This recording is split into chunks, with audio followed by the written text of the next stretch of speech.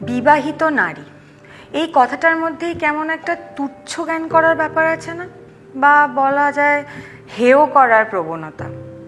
মানলাম না, কারণ জীবনটা আমার। সমাজ যাই বলুক, মাথায় সিঁদুর পরে নেওয়া মানে আমি অন্য কোনো বাড়ির সম্পদ হয়ে গেলাম, সেটা কিন্তু না, কারণ জীবনটা আমার।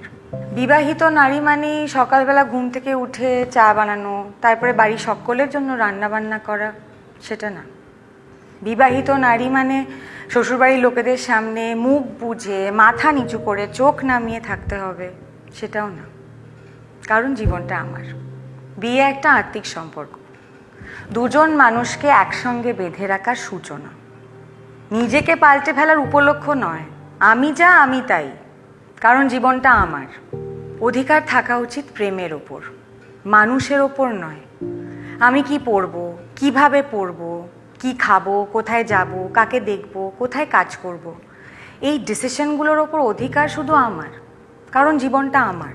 আত্মমর্যাদার ওপর না কোনোদিন কিছু ছিল, না থাকবে, আর সেটা কাউকে লঙ্ঘন করতে দেওয়া উচিত না।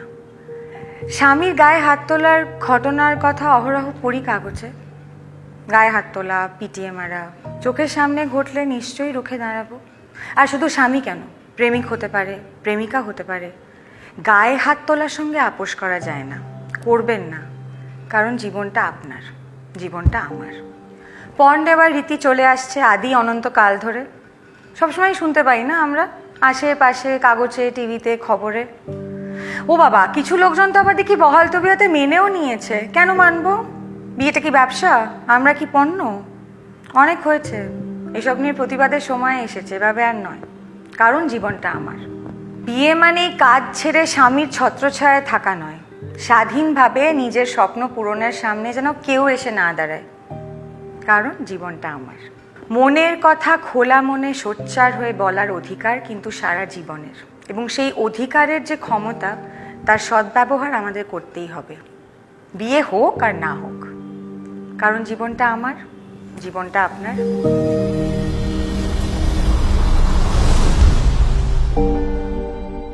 জীবনটা আমাদের।